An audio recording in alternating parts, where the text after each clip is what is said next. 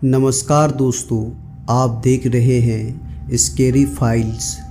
तो चलिए आज की इस कहानी से आपको रूबरू कराते हैं। यह कहानी है एक थी डाइन के बारे में।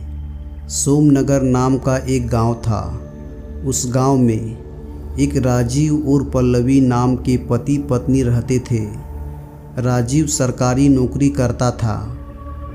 एक दिन की बात है, गर्मी का समय था। राजीव ऑफिस का काम ख़त्म करके रोज़ की तरह ऑफिस से घर वापस जा रहा था। रास्ते में एक बाज़ार पड़ता था, तो उसने सोचा कि घर जाते जाते कुछ सब्ज़ी लेते चलूं। तो उसे वहाँ खूब ताज़ी ताज़ी मछली दिखी और उसे ख़रीद लिया। इसके अलावा और कुछ सामान लेने लगा। सामान लेते लेते उसे समय का पता ही नहीं चला। काफ़ी अंधेरा हो चुका था। घर थोड़ा दूर था, तो वो सोचा कि सीधे सीधे रास्ते से जाऊंगा तो और काफ़ी रात हो जाएगी, इसलिए आज जंगल के रास्ते से जाता हूँ, जल्दी घर पहुँच जाऊंगा। वह जंगल की ओर अपने गाड़ी को घुमा लिया। काफ़ी अंधेरा हो चुका था और राजीव तेज़ गति से गाड़ी चला रहा था। थोड़ी देर के बाद उसके गाड़ी के सामने एक औरत आ गई और राजीव झटके से ब्रेक मारते हुए गाड़ी को रोका। राजीव उस औरत को देखा। वह औरत बड़ी सी घूंघट डाल रखी थी और ज़ोर ज़ोर से रो रही थी। राजीव उससे पूछा कि कौन हो तुम और तुम्हारा घर कहाँ है? इतनी रात को इस घने जंगल में क्या कर रही हो? लेकिन वह राजीव के कोई भी सवाल का जवाब नहीं दे रही थी और बस रोई जा रही थी। उसके रोने से ऐसा लग रहा था कि मानो पूरा जंगल ही गूंज रहा है।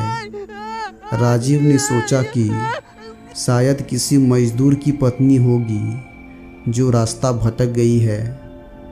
रास्ता बहुत ही सुनसान था, इसलिए उसने सोचा कि इस औरत की मदद किया जाए।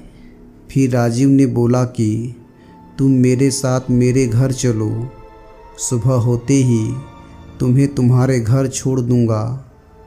वह राजीव के साथ घर चलने के लिए तैयार हो गई और गाड़ी के पीछे बैठ गई।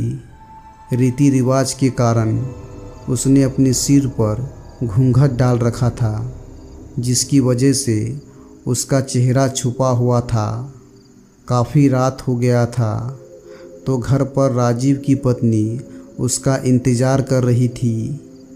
जैसे ही घर के बाहर गाड़ी की आवाज़ सुनाई दिया, वैसे ही पल्लवी दौड़कर बाहर आई।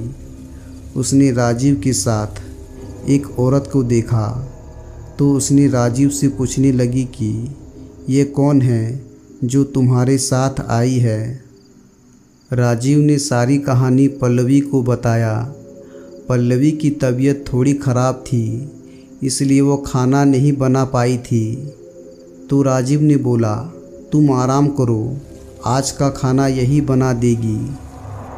लेकिन पल्लवी को उस औरत पर शक हो गया था। उसे लगा कि ये कोई साधारण औरत तो नहीं लग रही है।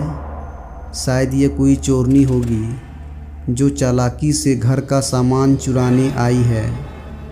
पल्लवी ने इसे अपना रसोई घर दिखाया और बोली, मौसम बहुत ख़राब हो रहा है, तुम जल्दी से खाना बना लो। इतना बोल के पल्लवी अपने कमरे में चली गई और वो औरत बिना कुछ बोले रसोई में चली गई। थोड़ी देर बाद रसोई में से बहुत ही अजीब अजीब आवाज़ें आने लगी। पल्लवी उस आवाज़ को सुनकर सोचने लगी कि यह कैसी आवाज़ आ रही है। फिर उसने सोचा शायद मौसम ख़राब है, इसकी वजह से आ रही होगी। लेकिन उस औरत को लेकर उसका मन अभी भी शांत नहीं था। जब पल्लवी 20 मिनट बाद दोबारा रसोई में गई तो देखी कि वो औरत अभी भी चुपचाप बैठी ही थी। पल्लवी को ये देखकर बहुत गुस्सा आया और पल्लवी चिल्लाकर बोली, अभी तक तुमने खाना बनाना शुरू भी नहीं किया? जल्दी बनाओ खाना, सबको भूख लगी है। उस औरत ने कुछ भी जवाब नहीं दिया और चुपचाप अपना चेहरा ढक कर बैठी थी। पल्लवी ने कितने बार उसका चेहरा देखने की कोशिश की, लेकिन देख नहीं पा रही थी। पल्लवी ने फिर उससे कहा, चलो अब जल्दी से खाना बना लो। अगर किसी चीज़ की ज़रूरत पड़ी तो मुझे बुला लेना। लेकिन फिर भी वह कुछ नहीं बोली।